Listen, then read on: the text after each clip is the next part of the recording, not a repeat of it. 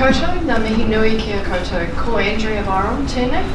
So, on behalf of the New Zealand's Biological Heritage National Science Challenge, I'd also like to welcome you to this workshop on urban restoration and to thank very much our co-hosts, Catherine and Kiria, Bruce and many others for putting this day together, and the evening as well, Bruce's talk this evening as well.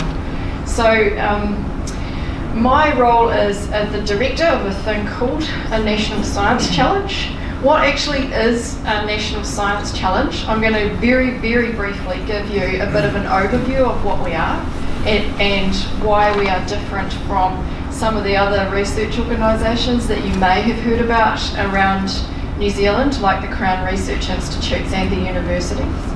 And then I'm also going to give you an example of urban restoration in a different centre, actually in Auckland. Not because we think that Aucklanders do it better, but because actually I thought everyone here in the room knows lots and lots of local examples of what's going on. So I thought I'd put something different to you.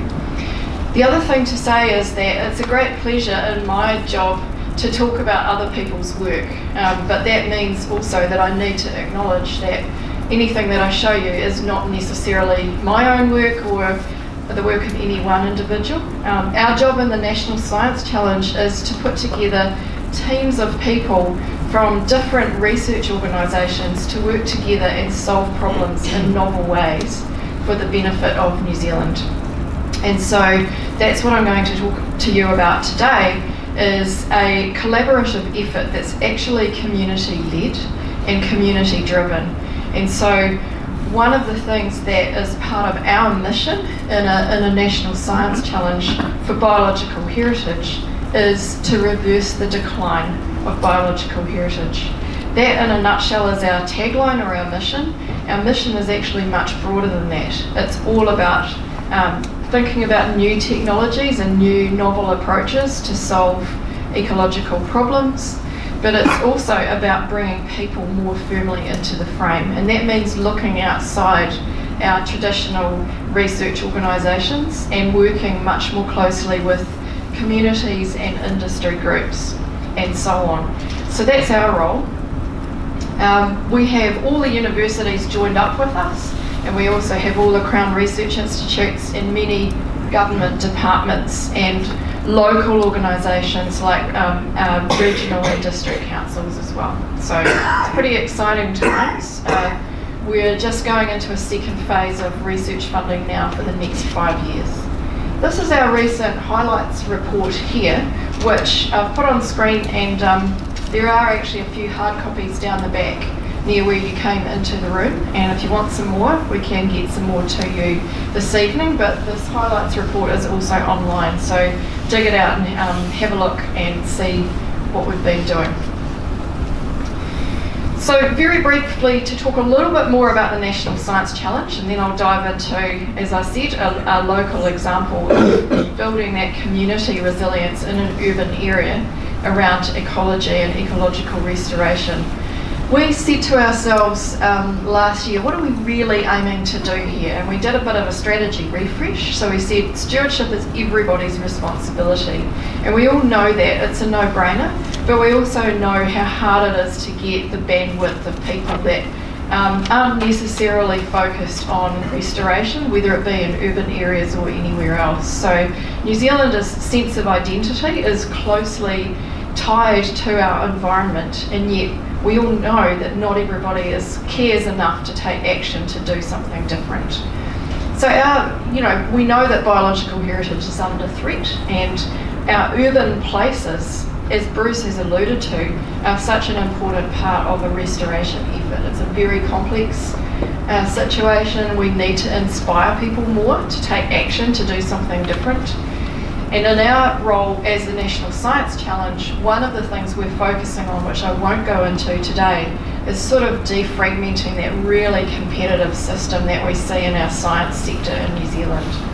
And so that means that because of that, there's a lot of turn and turn and not a lot of link between science and action on the ground.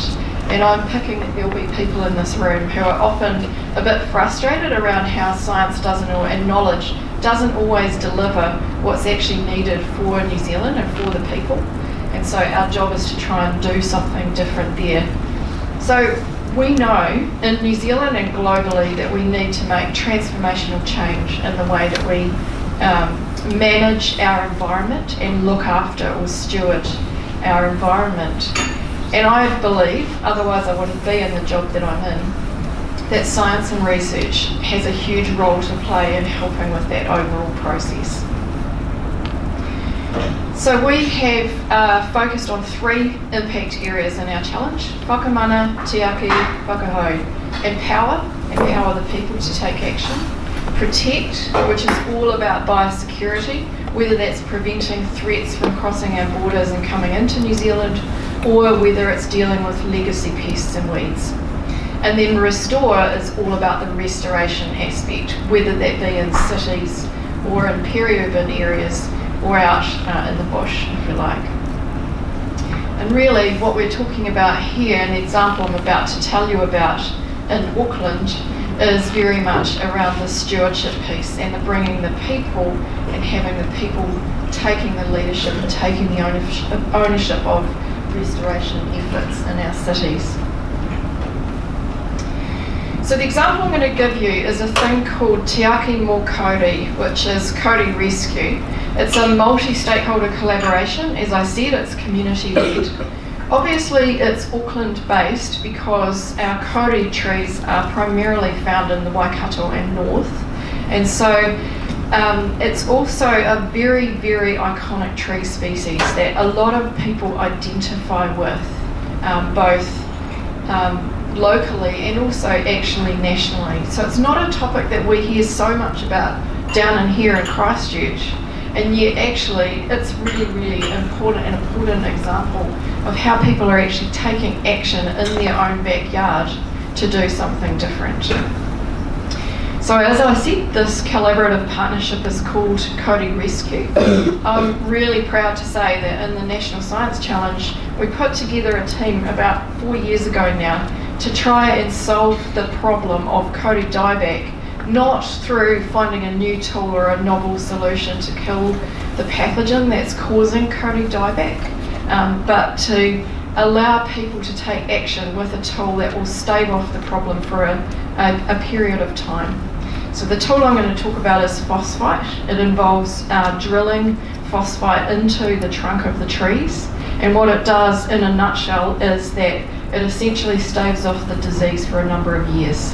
So it doesn't actually kill the disease long term, and it doesn't prevent the decline of kauri trees long term, but it's a very, very important interim tool to first of all involve people in a restoration effort, and secondly to provide a stopgap measure in the hope that longer term solutions and tools will become available.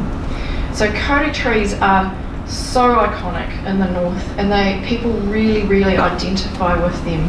There's a lot of love and passion for kauri trees. Myself personally, I don't know how many people here have been to, say, Northland or Auckland, but when I went to see Tāne Mahuta in Northland, I literally started to cry. That tree has so much mana, it's unbelievable to see. And when you realise that kauri dieback disease in the soil is less than 100 metres away from the roots of Tāne Mahuta, you realise just what New Zealand could lose. And whilst, as I said, I'm speaking about kauri trees in the north, I think we're all here today because I know I'm a Christchurch local too. I think we realise that we all need to do little steps in our own backyard. So kauri dieback is quite a complex problem. We know that people are vectors of the disease, and we know that, and that's why there has been such discussion about the closure of the tracks, for example, in the Waitakere Ranges. And Bruce and I and others actually had the pleasure of visiting the Waitakere Ranges yesterday to see firsthand some of the efforts and some of the direct impacts on kauri trees. So this, of course, has caused great angst in Auckland. The Waitakere Ranges are Auckland's urban playground, if you like, urban green space and we've just heard that green spaces are so important.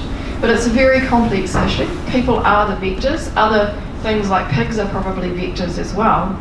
And so it's caused a lot of social issues and social discussions, and yet also groups of people who are really keen to take action on the ground. And so what we did in the Science Challenge is we recognised that there were teams already working on this tool of phosphite, and this is Ian Horner from Plant and Food Research on the left-hand side. So he has been using phosphite as a tool for many years, as I said, as a stopgap measure to prevent the disease from manifesting in the trees. And this is one of the team on the right. And so all of the efforts to inject phosphite into trees on private land, both in Auckland, Northland and in the Coromandel, has all been done on private land by citizens.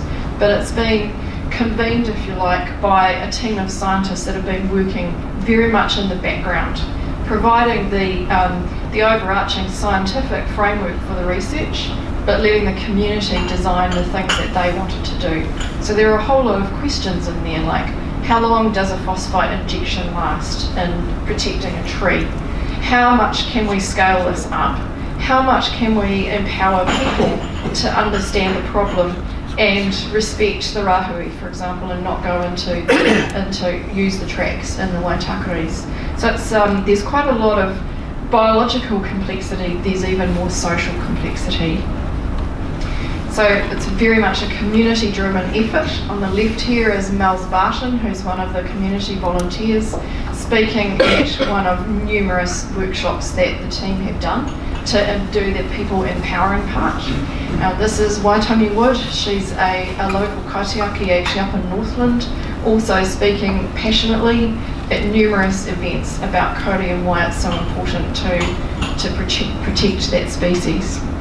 So the design of the entire project has very much been led by the community. They had the questions in their minds. There were a whole lot of questions from the community.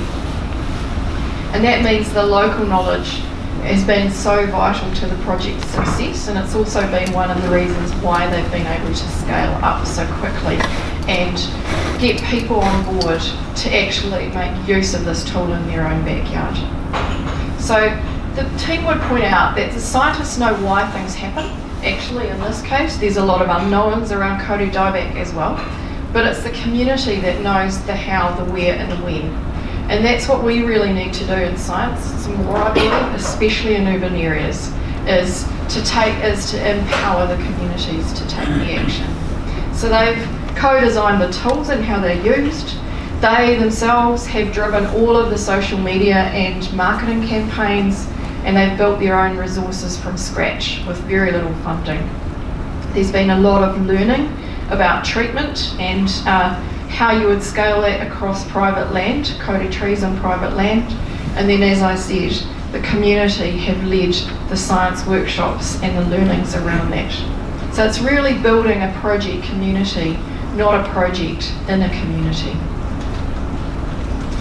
So kauri rescue, you would say they really challenged but we can't get good data out of citizens, but we can't do that because we can't scale up, and really focused on sustaining the project beyond its funded period. And I'm really excited to say that Auckland Council have now stepped in and recognised that this is a really important community engagement tool to take action around urban restoration.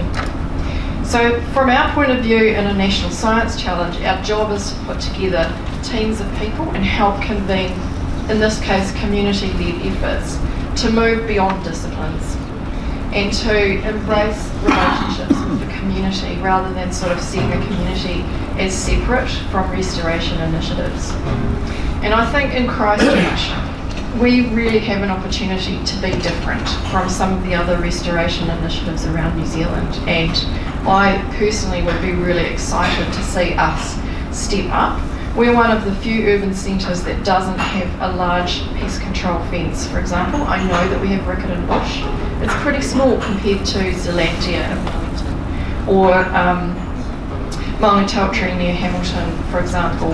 What can we do differently? How can we present a united vision for Christchurch Kia ora, thank you.